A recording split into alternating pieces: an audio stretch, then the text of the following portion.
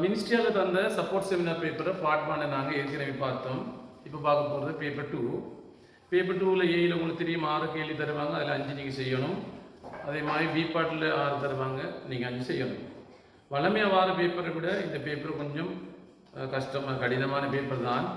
இருந்தாலும் நாங்கள் இதுக்கு பழகி கொண்டு போனோம்னு சொன்னால் எங்களுக்கு எக்ஸாமில் வார கேள்விகளுக்கு ஆன்சர் பண்ண லேசாக இருக்கும்.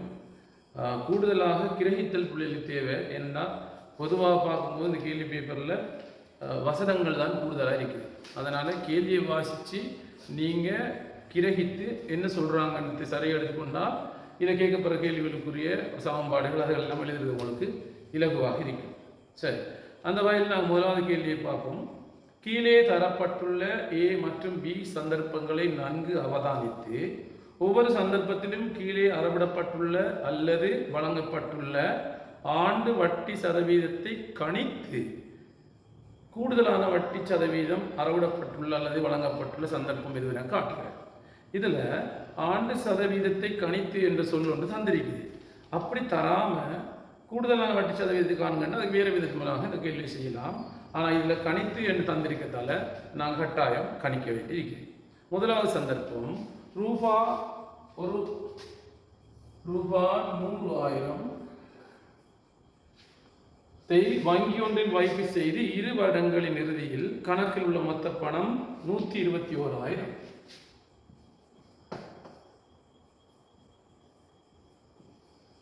அப்படின்னு தந்திருக்கு. அப்ப இங்கு கூட்டு வட்டி முறையில் இந்த கணக்கு கணிக்கிடப்படப்பட்டுள்ளது தந்திருக்கு. அப்ப இது 100,000 போட்டு 121,000 போட்டீங்கன்னு சொன்னா இங்க மேலதிகமாக இருக்கிற 21,000 அங்கு வழங்கப்பட்டுள்ள கூட்டு வட்டி. ஓகே, கூட்டு வட்டி கணக்கு சாதாரணமாக வட்டி இவங்க ஆரம்பத்திலிருந்து நாங்கள் செய்கிறேன்னு சொன்னால் 1 வருடத்துக்கு ஆண்டு திருப்பி 2வது வருடத்துக்கு காணலாம். ஆனால் இது மொத்த தொகை தந்திருக்கிறதால அந்த ஃபார்முலா வந்திருக்குது, அதை யூஸ் பண்ணி தான் நாங்கள் செய்ய வேண்டி வரும். அதாவது அளவிடப்பட்ட வட்டி சதவீதத்தை நாங்கள் ஏ என்று அல்லது எக்ஸ் என்று ஏதாவது இங்கிலீஷ் லெட்டர் எடுத்துக்கொள்ளணும். அப்படி பார்த்தா 100 சக எக்ஸ் இங்கே 100 தர 100 சக எக்ஸ் இங்கே 100 தர எத்தனாயிரம் 100,000 சமன் 121,000.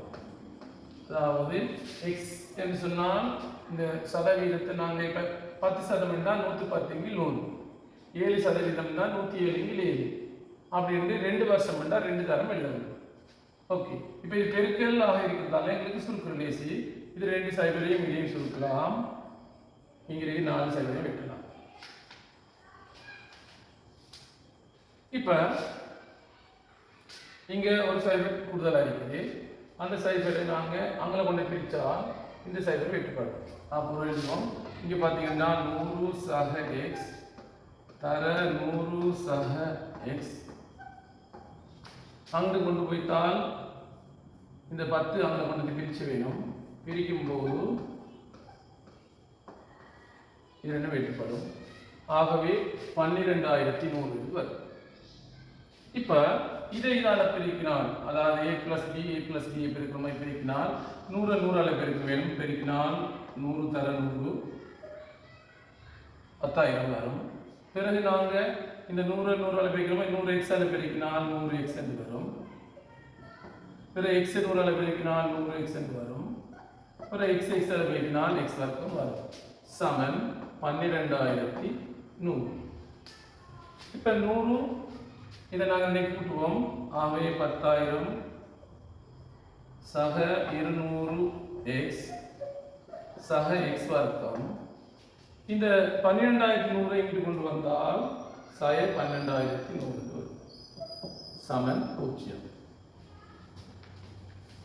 இதுவரைக்கும் பார்த்துக்கொள்ளுங்க. இப்போ இதில் ஒரு x வர்க்கத்தில் இருக்கிற ஒரு இருபடி சமன்பாடு வருது. அப்போ இந்த இருபடி சமன்பாடை சுருக்கிறதுக்கு நாங்கள் என்ன செய்யணும் என்றால் இங்கே ஆக்கிக்கொள்வோம். இந்த 10,000 இது 12,100. 12,100 கழிச்சால் 2,100 வரும். அப்போ இருபடி சமன்பாடு எப்படி வரும் என்றால் x வர்க்கம் சக 200x 100 இதில் 12,100 10,000 கழிச்சால் 2,100 வரும் சமன் 0. இப்போ நாங்கள் இதை காரணியாக்கணும். இதை காரணியாக்கிறதுக்கு இது ஒன்று கொண்டிருக்கிறது சுற்றி நாங்கள் 2,100 காரணி எழுதணும். 2,100 காரணி 210 தர 10. ஏன்னா 210 கிட்டன்னு சொன்னால் நீங்கள் 200 வித்தியாசம் வரும். இங்கே சயம் இருந்தால் 2 காரணிகளையும் கழிச்சு பார்க்கணும். அப்போ 2 காரணியும் கழிச்சு பார்த்தால் இந்த 200 வரணும். அப்போ 210 10 கழிச்சால் 200 வரும். ஆகவே 210 சய 10. எனவே இதனுடைய காரணி x ஆக இந்த 210 வரும். x ஆக 10 வரும் சமன் 0. இதில் நீங்கள் 4 லைன் எழுதி பார்த்தாலும் இதை விட தான் வரும். நேரடியாக எப்படி போட்டாலும் அதை விட வரும். x வர்க்கத்துக்கு முன்ன குணகம் ஒன்றிக்குள்ள நாங்கள் நேரடியாக போடலாம். வேறு குணகம் இருந்தால் இப்படி போடலாம். இப்போ இது இருபடி சமன்பாடு. ஆகவே முதலாவது கோவை சமன் 0 என்று எடுத்துக்கொள்வோம். அல்லது இரண்டாவது கோவை சமன் 0 என்று எடுத்துக்கொள்வோம். இதை 0 எடுத்து அடுத்தவருக்கு கொண்டு போனால் மறை 210 வரும். அதை x அனுப்பி கொண்டு போனால் 10 வரும். ஆகவே சதவீதம் என்பது மறையில் வராது. எனவே இதை விட 10%. ஆகவே இந்த கூட்டு வட்டி 10% மூலம் வரவிடப்பட்டுள்ளது. அப்போ நாங்கள் இது செஞ்சது சந்தர்ப்பம் 1 A. இப்போ சந்தர்ப்பம் பிக்கு இதை சதவீதம் இதே மாதிரி கண்டுபிடிச்சணும். உண்மையிலே இது வளமையான கணக்கை விட 2 கணக்கு மாதிரி தான் நீக்குது. 10 மார்க்ஸுக்கு இந்த கேள்வி பெருசு. ஒரு 20 மார்க்ஸுக்கு 15 மார்க்ஸ் கொடுக்குற அளவுக்கு இந்த கேள்வி இருக்குது. இருந்தாலும் உங்களுக்கு பரீட்சையில் இதோட கொஞ்சம் சிரிஷாக தான் கேள்வி வரும். இப்போ 2வது கேள்வி இருக்குது சந்தர்ப்பம் பி. கை காசுக்கு ரூபாய் 100,000 பெறுமதியான பொருள் ஒன்றை முதலில் 20,000ஐயும் மீதியை ரூபாய் 3,750 வீதம் கொண்ட மாத தவணை கட்டணங்களாக 2 வருடங்களுக்கு செலுத்தி முடிப்பதற்கும் பெற்றுக்கொள்ளலாம். இங்கு குறைந்து செல்லும் மீதிக்கு வட்டி கணக்கிடப்படுகிறது. குறைந்து செல்லும் மீதி என்றால் நாங்கள் சொல்றது வாடகை கொள்வனம். அப்போ திருப்பி இந்த கணக்கை நாங்கள் வாடகை கொள்வனம் முறையில் செய்யணும். அப்போ பிங்கிற சந்தர்ப்பத்தை பார்க்க போகிறோம். இப்போ என்ன நடக்குதுன்னு சொன்னால் அவர் 100,000 பெறுமதியான பொருள் ஒன்றை முதலில் 20,000 செலுத்துகிறார். ஆகவே மேலதிகமாக கொடுக்க வேண்டிய கடன் 80,000. இந்த 80,000 கடனைத்தான் நம்ம திருப்பி செலுத்தணும் 2 வருடங்கள். அப்ப 2 வருடம் என்றால் இது கடன் தொகை. 2 வருடம் என்றால் எத்தனை மாதம்? 24 மாதம். அப்ப 24 மாதத்துல சமதவணை கட்டணங்களாக ஒரே அளவுக்கு தான் கடனையும் அவர் கொடுக்கணும். ஒரே கடனை ஒரே சம பகுதிகளாகத்தான் கொடுக்கணும். ஆகவே ஒரு பகுதி எவ்வளவு பார்க்க 1 மாத அலகு என்று சொல்றதுக்கு அதுக்கு 80,000ஐ 24 பிரிக்கணும். ஏன் 2 வருடம் என்றால் 24 மாதம் 24 பிரிக்கணும்.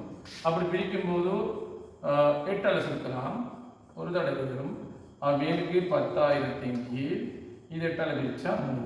இதுதான் 1 மாத அலகு. இப்ப நான் உதாரணம் கண்டுபிடிச்ச 1 மாத அலகு எவ்வளவு? 2வது இவங்க சொல்றாங்க ஒவ்வொரு மாதமும் செலுத்துற தவணை கட்டணம் எவ்வளவு? அன்னைக்கு 3,750. அப்ப இந்த 3,750 படி 24 மாதம் அவர் செலுத்துவார். அப்ப அவர் செலுத்துற தொகை மொத்த தொகை 3,750 24 பெருக்கணும். அப்படி நீங்க 3,750 24 பெருக்கினால் 3,750 24 பெருக்கினால் வருது 90,000 ரூபாய். 90,000. அப்ப அவர் என்ன செய்யறார் என்றால் 80,000 கடன் தொகை அவர் 80,000, அவர் 90,000 செலுத்துறார். அப்ப மேலதிகமா செலுத்துகிற அந்த 10,000 அதை சொல்ற வட்டி என்று சொல்றோம். அப்ப வட்டி 90,000 இருந்து 80,000 கழிச்சா வரும். அவ்வளவு வரும் 10,000. அப்ப நீங்க யோசிக்கலாம், முதலாவது கணக்குல ஏற்பாட்டு பகுதியில் 21,000 வட்டியாக அவர் செலுத்துகிறார். இங்க பார்த்தால் அவர் 10,000 தான் வட்டியாக செலுத்துகிறார். எனவே இங்க வட்டி குறைவாரிக்க சுற்றி இங்கே அளவிடப்பட்ட வட்டி சதவீதம் குறைவாயிருக்கும். அங்க வட்டி தொகை கூடுதலாக இருக்குன்னு சொல்லிட்டு வட்டி அறவிடப்பட்ட சதவீதம் கூடுதலாக இருக்கும்னு யோசிக்கலாம். ரெண்டு வருஷத்துக்கு தான் செய்யும். ஆனா அப்படி நாங்க பார்த்து ஒரு நாளும் அதில் பெருமதியை பார்த்து போடக்கூடாது. சதவீதம் அதில் பெர்சன்டேஜை பார்த்து தான் சொல்லணும். அப்ப இங்க இந்த கணக்கில் கேட்டிருக்கு எந்த கூடுதலாக எந்த கம்பெனியில அறவிடப்பட்டிருக்கு சதவீதம் கேள்வி. அப்ப இப்ப பார்ப்போம். வட்டி தொகை 10,000. இப்ப இந்த 10,000 செலுத்துறது அவர் 24 மாதங்களில் செலுத்துறார். ஆகவே ஒரு மாதத்துக்கு எவ்வளவு, ஒரு மாத அலகுக்கான வட்டியான மாத அலகுகளின் எண்ணிக்கையை காணணும். மாத அலகுகளின் எண்ணிக்கை அதுக்கு ஒரு வாய்ப்பாடு 2 N/1, அதாவது 24 மாதம் இருந்தால் 24 தர 24 சக 1/2. அப்போ 24 தர 25 நேரடியாக போடலாம். 12 மாதம் பண்ணால் 12 தர 13/2. 10 மாதம் பண்ணால் 10 தர 13/2. அப்போ 24 மாதம் பண்ணால் 24 தர 25/2 போடலாம். இப்போ நான் இடம் போதாததுக்காக இதை நான் அழிச்சு கொடுக்குறேன். அப்போ நாங்கள் நேரடி எழுதலாம் 24 தர 25/2. இதை சுருக்கினால் 30 வரும். ஆகவே இந்த 30 மாத அலகுக்கான வட்டி தான் 10,000 ரூபாய். அப்ப நாங்கள் இந்த கணக்கை தொடர்ந்து செய்யறதுக்கு சதவீதம் காண்றதுக்கு ஒரு மாத அலகுக்கான வட்டி வேணும்.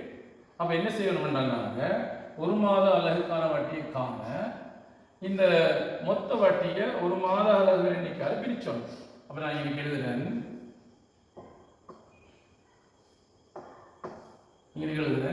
ஒரு மாத அலகுக்கான வட்டி. மொத்த வட்டி 10,000 ரூபாய். அதை 300 பிரிக்கிறேன். 2 சதவீதம் வெட்டப்படும். ஆகவே 100/3 இதுதான் ஒரு மாத அலகுக்கான வட்டி. இப்ப கேட்ட கேள்வி வட்டி சதவீதம் யாரு? சதவீதம் என்றால் 100 வீதம். அப்ப 100 வீதம் காணும் போது ஒரு பின்னத்தை 100 பெருக்கினால்தான் 100 வீதம் வருது. பின்னம் 100 பெருக்கினால்தான் 100 வீதம் வருது. அப்ப நான் காண போற என்னத்துல 100 வீதம் ஒரு மாத அலகுக்கான வட்டி இங்கே தரப்பட்டுள்ளது. அறவிடப்பட்ட வட்டி சதவீதம். அதை எப்படி காண்றால் இது ஒரு மாத அலகுக்கான வட்டி. இது ஒரு மாத அலகு. இது ஒரு மாத அலகு. இது ஒரு மாத அலகுக்கான வட்டி. அப்ப இதுக்குரிய வட்டி தான் இது. இதுக்குரிய வட்டி இந்த 10,000/3 வட்டி தான் இந்த 100/3. இதுதான் வட்டி சதவீதம் காண்பிப்பார். வட்டி சதவீதமான ஒரு மாத அலகுக்கான வட்டியை மேலில் போடுற தகவல். இது வருட வட்டி வீட்டுறாங்க. அதை 12 பெருக்கலாம். அதை 12 பெருக்கலாம். சரியா? இப்ப இதை சுருக்கினா விடணும். இங்க 100/3 10,000/3 பிரிக்கும் போது வித்தல் அடையாளம் வரும்போது தலையில பெருக்கப்படும் இல்லையா? அப்ப நான் எழுதுறேன் பாருங்க. 100/3 3 கீழே வரும். இந்த 10,000 இங்கே வரும். இந்த 3 மேலே போகும். தர 100 தர 12. ஆகவே இங்க இருக்கிற 4 சதுரையும் இது 4 வெட்டலாம். இதுலயும் 3ஐயும் இந்த 3ஐயும் வெட்டலாம். அவ மிஞ்சிறது 12%. ஆகவே பி என்கிற நிறுவனத்தில் அறவிடப்பட்ட வட்டி 12%. ஏ என்கிற நிறுவனத்தில் 10% அறவிடப்பட்டுள்ளது. ஆகவே இந்த சந்தர்ப்பத்தில் சதவீதம் கூடுதலாக அறவிடப்படும். சதவீதம் தான் கேட்டீங்க, வட்டி தொகை இல்லை. வட்டி தொகை கூடுதலாக 21,000 தான். ஆனால் எந்த கம்பெனியில் அறவிடப்பட்ட சதவீதம் கூடுதல் கேட்டீங்க. ஆகவே விடை வந்து நிறுவனம் பி தான் விட கடைசியாக எழுதணும். அல்லது 10 விட 12 பெருகன் எடுத்து நிறுவனம் பி எழுதணும். சமநிலை வடிவில் மறந்துடாமல் எழுதிக்கொள்ளணும். இதுதான் முதலாம் கேள்வி விட. இப்ப இந்த கேள்வி சம்பந்தமாக இன்னொரு தகவல் என்ன சொல்லலாம் என்றால், இந்த சதவீதத்தை காண்க என்று கேள்வி கேட்காம இருந்தால், சதவீதத்தை காண்க என்று கேட்காம இருந்திருந்தால் நாங்கள் என்ன செய்யணும்னா இதை செய்ய தேவையில்லை. இப்ப நாங்கள் சதவீதத்தை கண்டல எழுதினாங்க, சதவீதத்தை காணுங்கன்னா இது செய்ய தேவையில்லை. சதவீதத்தை எந்த நேரடியாக கண்டு என்று சொல்லிடலாமே இருந்தால் எந்த சதவீதம் கூடுதலானதுன்னு கேட்டால் இதை செய்யாம நாங்க நேரடியாக இது 12% கண்டுபிடிச்சிருந்தானே, இதை கொண்டு வந்துட்டு ஒரு முதலாவது கம்பெனியில 12% போட்டு பார்த்தால் அதுல தொகை 21,000 விட கூட வரும். அந்த நேரத்தில் நீங்க சொல்லலாம் இதில் 12 அது 21,000 தான் இருக்குது. ஆகவே 12,000 இந்த 12% பூர்வ தணிக்கைன்னு சொல்லலாம். இப்போ அந்த சதவீதத்தை கண்டு சொல்லி இல்லாமல் இருந்தால் நேரடியாக நீங்கள் இதை கண்டுபிடிச்சிட்டு மூலம் கணக்கை நீங்கள் செய்யலாம். அது இலகுவாரிக்கும் இலகு. ஓகே, இது முதலாம் கேள்வி. இப்போ ரெண்டாவது கேள்வி போவோம். முதலாவது பக்கத்தை பார்க்கும்போது எல்லாமே ஒரே வசனமாக தணிக்குது. என்ன செய்ய அப்படி தான் வந்து இல்லையா? பேப்பர் இல்லைக்காம பார்த்துக்கொள்ளுங்க. முன்னுக்கு தொடைகள் இந்த வரைவுகள் வந்து செஞ்சால் கொஞ்சம் உங்களுக்கு ரிலாக்ஸ் ஆகி இப்படி இல்லாமல். ஓகே, ரெண்டாவது கேள்வி. ஒவ்வொரு வினாவினதும் விடைக்கும் சமனான புள்ளிகள் வழங்கப்படும் 50 வினாக்களை கொண்ட உலர்சார்பு வினா ஒன்றிற்கான மொத்த புள்ளி 100 ஆகும். இவ்வினாத்தாளுக்கு விடையளித்த அமாதி சமாதியை விட 8 புள்ளிகள் கூடுதலாக பெற்றுள்ளார். அமாதி சரியாக விடையளித்த மொத்த வினாக்களின் எண்ணிக்கையின் மும்மடங்கின் அரைவாசியை விட 26 வினாக்கள் குறைவாக சமாதி சரியாக விடையளித்துள்ளார். இப்போ நாங்கள் 2 சமன்பாடுகளை உருவாக்குறோம். முதலாவது இருக்குது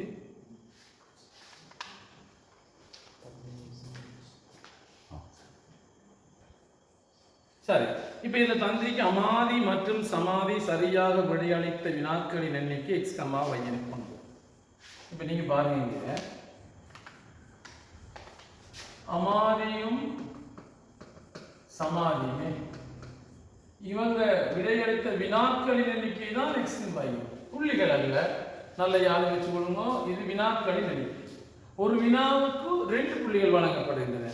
50 வினாக்களை கொண்ட வினாப்பத்திரத்துக்கு 100 புள்ளிகள்.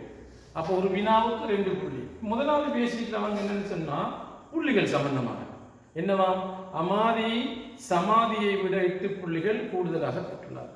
அப்ப அமாதி பெற்ற புள்ளிகள் என்ன வரப்போது, 2 தர x.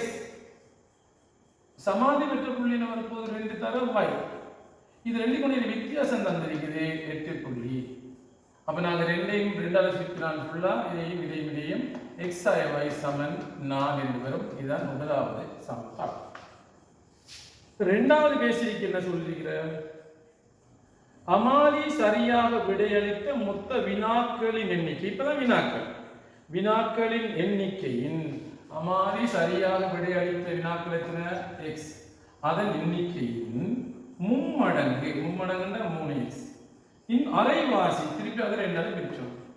x வினாக்கள் அதனுடைய மும்மடங்கின் அரைவாசி 2ஆல பிரிச்சோம்.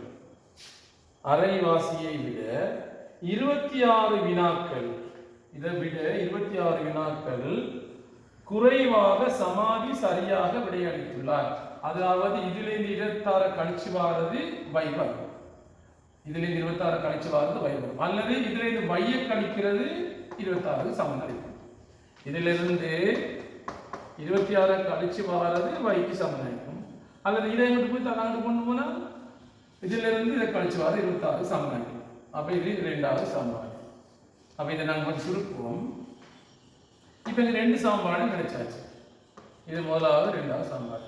2 சமன்பாடுலையும் பாருங்க, 2லையும் y ஒரே பரமனை கொண்டு இருக்குது. ஆகவே இல்லாம செய்யலாம். y 2மே பிளஸ்ஸா இருந்தா கூட்ட கழிச்சிடும். 1 + 1 - ஆயிருந்தா கூட்ட வேணும். 2 ஒரே குறியா இருந்தா கழிச்சா தான் என்ன ஆகும். இப்ப நாங்க 2வது சமன்பாடுல இருந்து முதலாவது சமன்பாடு கழிப்போம்.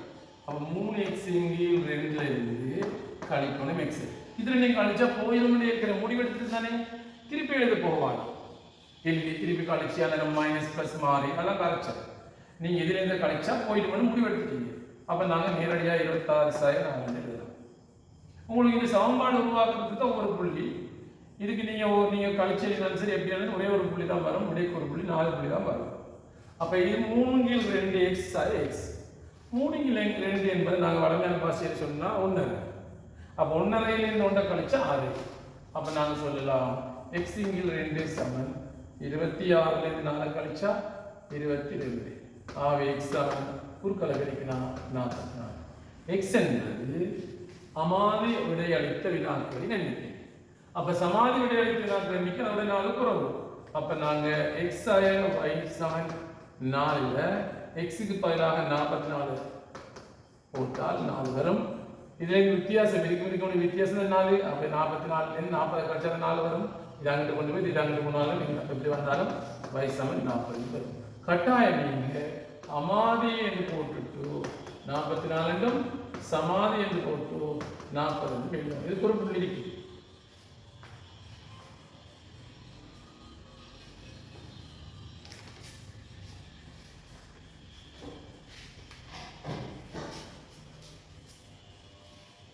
அப்ப கேட்டு இருக்குது அந்த சமன்பாடுகளை கட்டி எழுப்புக, அதனை தீர்த்து அவர்கள் விடையளித்து வினாக்கள் எண்ணிக்கையை காண்க.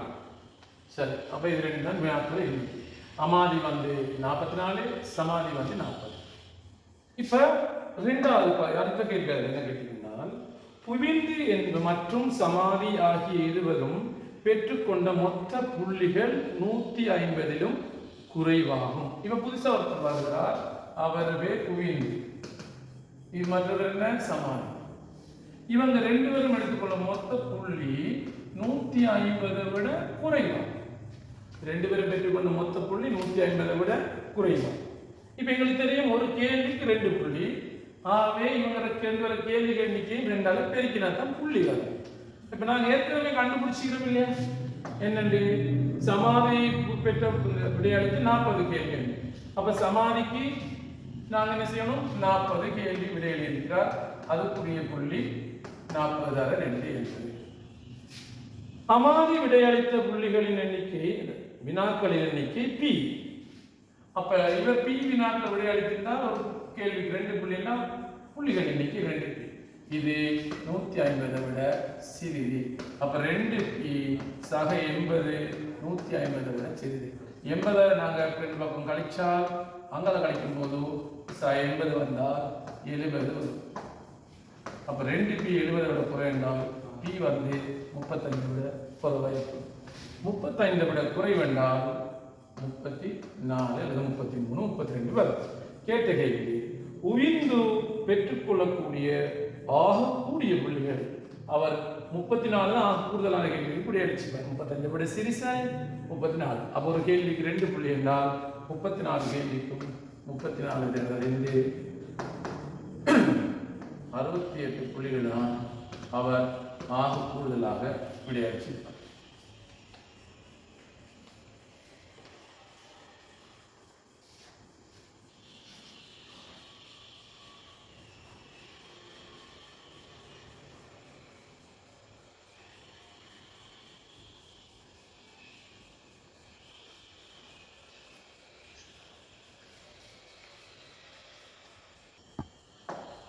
சரி, 3வது கேள்வி போவோம். 3வது கேள்வி, தேங்காய் எண்ணெய் உற்பத்தி செய்யும் இயந்திரம் ஒன்று ஒரு மணித்தியாலத்திற்கு x கிலோகிராம் கொப்பராவை பயன்படுத்தி தேங்காய் எண்ணெய் உற்பத்தி செய்கிறது. ஒரு மணித்தியாலத்திற்கு x கிலோகிராம் தேங்காய் எண்ணெய் உற்பத்தி செய்கிறாங்க. ஒரு மணித்தியாலத்தில் x கிலோகிராம் கொப்பராவை பயன்படுத்தி தேங்காய் எண்ணெய் உற்பத்தி செய்கிறது. 1 கிலோகிராம் கொப்பராவில் இருந்து x ன் கீழ் 5 சக 2.6 x ன் கீழ் 5 சக 2.6 6 இலாபம் வரலாம். 1 கிலோகிராம் கொப்பராவில் இருந்து x ன் கீழ் 5 சக 2.6 இலாபம் பெறலாம். ஒரு உற்பத்தியாளன் ஒரு மணித்தியாலத்தில் தேங்காய் எண்ணெய் உற்பத்தி செய்து 90 ரூபாய் லாபம் பெறுகிறார். மேற்கூறிய தரவுகளிலிருந்து சமன்பாடு ஒன்று உருவாக்குவது தந்திருக்கு. அநேகமாக உங்களுக்கு ஓலெவல் எக்ஸாம்பிள் சமன்பாடு எப்படியும் பாரதம் தருவாங்க. என்ன டைமிங் இருக்குது தானே, அதனால கண்டுபிடிச்ச டைம் போகும்னு சொல்லிட்டு தருவாங்க. மற்றது ஒவ்வொரு பிள்ளையும் ஒவ்வொரு விடையை எடுத்தால் விடை செய்ய கஷ்டமாகவே, அதனால பொதுவான சமன்பாடு தருவாங்க. இது வரைக்கும் சமன்பாடு தராமல் இல்லை, என்னால இப்படி சமன்பாடு உருவாக்குன்னு பார்ப்போம். அதாவது 1 மணித்தியாலத்தில் x கிலோகிராம் உற்பத்தி செய்யறாங்க. 1 கிலோகிராமிலிருந்து இவ்வளவு உற்பத்தி நடக்குது. அப்ப x என்பது 2 3 4 கிலோகிராம். அப்ப 2 இது தந்திரிக்கு பாருங்க, 1 கிலோகிராமிலிருந்து இவ்வளவு. அப்ப x கிலோகிராம் இது x ஆக பெருக்கும். நான் என்ன சொல்றது விளங்கண்டா, நான் சும்மா சொல்லுவோம் 1 கிலோகிராமிலிருந்து ஒருத்தருக்கு 50 ரூபாய் லாபம் கிடைக்கிறதுனால் 5 கிலோகிராமிலிருந்து 5 தர 50 ரூபாய் லாபம் கிடைக்கும். 4 கிலோகிராம் 4 50 ரூபா. அப்ப எக்ஸ் என்ன எக்ஸ்எல் பெருக்கணும். இது வார விட தந்திருக்குது 90. இப்ப நாங்க இது ரெண்டையும் போவசியால 5 போடுவோம். அப்ப இது 5ஆல பெருக்க வேண்டி வரும். அப்ப எக்ஸ் ஆக 2.5 தர 5 கீழ் 5 என்று வரும். தர எக்ஸ் சமன் 90. இப்ப இது ரெண்டையும் பெருக்கினால் எக்ஸ் 5ஆல பெருக்கினால் 5 25 12.5 வரும். 2.6 சாரியா ஒரு நிமிஷம். 2.6 இல்லையா? அப்ப 2.6ஆல பெருக்கினால் 13 வரும். கீழே இங்கே எக்ஸ் சமன் கீழே ஒரு 5 இருக்கு இல்லையா? அது அங்கே கொண்டு போனா 90 தர 5 வரும். இப்ப இதை நாங்கள் அடைப்புக்கு நீக்கினால் எக்ஸ் தர எக்ஸ் எக்ஸ் வர்க்கம் எக்ஸ் தர எக்ஸ் எக்ஸ் வர்க்கம் 13 தர எக்ஸ் 13x சமன் 450. இப்ப இங்கே கொண்டு வந்தால் எக்ஸ் வர்க்கம் சக 13x சய 450 சமன் 0. இதுதான் அவங்க கேட்ட சமன்பாடு. அந்த சமன்பாடு ax வர்க்கம் சக bx சக c என்ற வடிவில் தருகிறது. அதாவது ax வர்க்கம் சக bx சக c என்னும் வடிவில் என்றால் இங்கே a என்பது இங்கே x வர்க்கத்தில் குணம் 1, b என்பது 13, c என்பது 450. இப்ப நல்லா ஞாபகத்துக்கு வச்சுக்கொள்ளுங்க. நாங்க பேப்பர் மார்க்கிங்ல போயிட்டு பேப்பர் திருத்தும் போது இந்த சமன்பாடை பயன்படுத்தி இருபடி சமன்பாடு தீர்க்கிறதுக்கு அந்த சாய்வி சகலசா என்ற வாய்ப்பாடை போடுற பிள்ளைகளுக்கு கூடுதலான பிள்ளைகளுக்கு கிளறாக வருது. அதுக்கு என்ன காரணம்னா அவங்க கிளாஸ் ரூம்ல செய்யும் போது அவசரம் இல்லாமல் செஞ்சிருப்பாங்க. இப்போ எக்ஸாம் ஹாலில் வந்தோன்னா கொஞ்சம் டென்ஷன் நடங்க. அன்னைக்கு அந்த சமன்பாட்டில் இந்த சமன்பாட்டில் உலகத்தில் இருக்கிற அவ்வளவு கணித செயற்பாடும் இருக்குது. பி சகலசை பி வர்க்கம் சை 4a செய்யுங்க பி என்கிற சமன்பாட்டில் எல்லா செயற்பாடும் கூட்டுறது, கழிக்கிறது, பெருக்கிறது, பிரிக்கிறது, வர்க்க மூலம் காண்றது, வர்க்கிக்கிறது, இதுல எல்லாமே இருக்குது. அதனால கூடுதலான பிழை விடுற பிள்ளைகள் நீங்க இது எப்ப பயன்படுத்தணும்னு சொன்னா எக்ஸ் வர்க்கத்துல குணகம் ஒன்று இல்லாம 2-3 வார கணக்கு பயன்படுத்தணும். ஒன்று வந்தால் நிறைவர்க்கமாக்கும் முறை மூலம் செய்யும். அப்ப எங்களுக்கு சமன்பாடு தெரியும். நாங்க அதை கொண்டு போவாங்க. எக்ஸ் வர்க்கம் சக 13x சக 13x இல்லையா? சக 13x சக 450 சமன் 0. இதை தீர்க்கிறதுக்கு என்ன செய்யணும் என்றால் இந்த 450 அங்கே கொண்டு போகணும். முதலாவது ரெண்டாவது எக்ஸ் வர்க்கம் சக 13x இந்த 13னுடைய அரைவாசி அப்ப கீழ் 2 அதன் வர்க்கத்தை 2 பக்கமும் கூட்ட வேண்டும். 13னுடைய அரைவாசியின் வர்க்கத்தை 2 பக்கம் இந்த நடுவில் வர 10 இருந்தா 5 வர்க்கம், 6 இருந்தா 3 வர்க்கம், 8 இருந்தா 4 வர்க்கம். இது ஒற்றை நைக்கிட்டாலும் 13 வர்க்கம் கீழ் 2 வர்க்கம் போடணும்.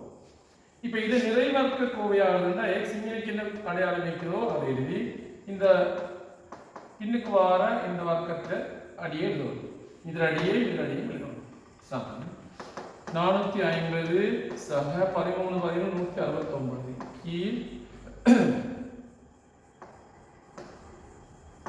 கீழ் 4. இப்ப இந்த 4 பெருக்கினால் 1800 வருது. 169 கீழ் 4. இதுதான் x சக 13 வர்க்கம். இப்ப பாருங்க அந்த வர்க்க மூலம் 1969 வந்திருக்கு. அப்ப 1969 பெரிய நம்பர். இப்ப பார்த்தா விலங்கும் அதே நம்பர் தான் வரப்போகுது. இப்ப இதான் சமன்பாடு. என்ன வருது? x ஆக 13/2 முழுவதி வர்க்கத்தை அங்கு கொண்டு போனா வர்க்க மூலம் 1969/4 இதுக்கு பிளஸ் ஓ மைனஸ் 2 போடுவோம். இந்த வர்க்கத்தை அங்கு கொண்டு போனா வர்க்க மூலத்துக்கு பிளஸ் மைனஸ் 2 போடுவோம். அப்ப இப்ப இதுக்கு x சக 13/2 வரும். இங்கே வர்க்க மூலம் 1669 தந்திருக்குது. 44.37 கீழே 4 வர்க்க மூலம் 2. அப்ப இதை சுருக்கினால் எக்ஸ். இந்த 13 அங்கே கொண்டு போவோம். இங்கே இதை எழுதுவோம் மீக்கத்தை 44.32 ரெண்டாவது பிரிச்சால் 22.1 3 பிரிச்சால் 17.8. இந்த 13 ரெண்டாவது பிரிச்சா 6.5 அப்போ அதனால வந்து கழிச்சோம். அப்போ கழிச்சால் இதுல நேர் இலக்கு முதலாவது இருக்கும் 22.5 சய 6.5. அப்போ அதை கழிச்சோன்னு என்ன வரப்போகுது 22.18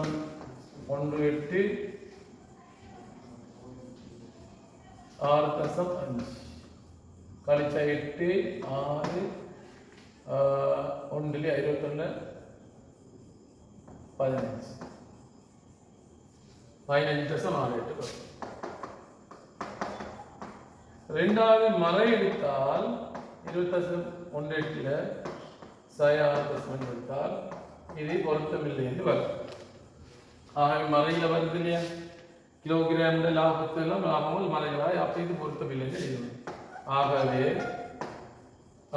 இங்கே x என்பது 12.6 இன்பெருமாத்தை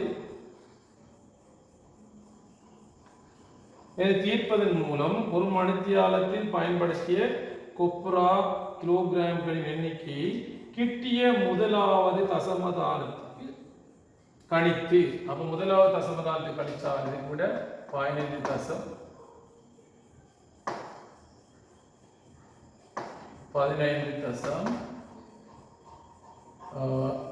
வரும். அப்ப 15.7 என்று வருகிறது. முதலாவது கேள்விக்கு என்ன சொல்லியிருக்கிறது மேற்கூறிய தரவின் சமன்பாடு தீர்த்து ஒரு மணித்தியாலில் பயன்படுத்திய கொப்பரா கிலோகிராம்களின் எண்ணிக்கை கிட்டிய முதலாவது தசமத்தை தருக 15.7 கிலோகிராம். சரி இது வரைக்கும் வெளிக்கொள்ளுமா ரைட். அடுத்து என்ன தந்திருக்காங்கன்னு சொன்னா ஒரு மணித்தியாலத்தில் கிலோகிராமில் கொப்ராவின் எண்ணிக்கையை கிட்டிய முழில் தருகன்ட்டு நாளொன்றுக்கு 8 மணித்தியாலங்கள் வீதம் 25 நாட்களுக்கு வேலை செய்யும் உற்பத்தியாளரின் மாத இலாபத்தை காண்க. அப்ப ஏற்கனவே எங்களுக்கு தந்திருக்குது ஒரு மணித்தியாலத்துக்கு 90 ரூபாய் லாபம் உண்டு. அப்ப இவர் எங்க எத்தனை மணித்தியாலம் வேலை செய்யறார் 8. அப்ப ஒரு மணித்தியாலத்துக்கு 90 ரூபாய் என்றால் 8 மணித்தியாலத்துக்கு 8 பெருக்கும் 25 நாட்கள்னா 25 பெருக்கும். அப்ப 25 8 பெருக்கணும்னு சொன்னா 200 290 பெருக்கினால் ரூபாய் 18,000. ஆகவே ஒரு நாளைக்கு ஒரு மணித்தியாலத்துக்கு 90 ரூபாய். அப்போ 8 மணித்தியாலம் வேண்டா 720 ரூபாய் வரும். 25 நாளைக்கு 200 வரை பெருக்கினா சரி. அப்போ இதுதான் அதில் விட. ஆகவே இதோட நான் முடிச்சுக்கொள்வோம். இன்ஷா அல்லாஹ் அடுத்த மிச்சத்தை இன்னொரு நாளைக்கு அவங்க அனுப்புகிறேன். அந்த பேப்பரை திருப்பி நீங்கள் இன்னொருக்க செஞ்சு பாருங்கள். ஏண்டா இது கவர்மெண்டால் தான் அந்த திருப்தி இது மாதிரி தான் கேள்வி அநேகமாக வரும். இந்த அளவு கஷ்டம் இல்லாட்டியாலும் ஓரளவுக்கு நீங்கள் ப்ராக்டிஸ் பண்ணி போனால் அங்கே வர கேள்விக்கு வீடியோ எழுதலாம். இதில் சொல்ல வேண்டிய விஷயம் என்னன்னா உங்களுக்கு சில நேரங்களில் சாம்பாடு தருவாங்க அநேகமா இது வரைக்கும் தந்த அன்னைக்கு மேலுக்குள்ள துண்டு உங்களுக்கு செய்யலாம் போனால் கீழே சாம்பாடை மட்டும் தீர்த்துட்டு வாங்கோ. அதுக்கு 6 மார்க்ஸ் இருக்கும் குறைஞ்சது இல்லாட்டி 7 மார்க்ஸ் அது கிடைக்கும். மேலுக்கு உங்களுக்கு கஷ்டமாக இருந்தால் கீழ்த்தொண்டை சாம்பாடை தீர்க்கிறது மட்டும் தீர்த்து கொள்ளுங்க. இன்ஷா அல்லாஹ் இன்னொரு நாளை சந்திப்போம்.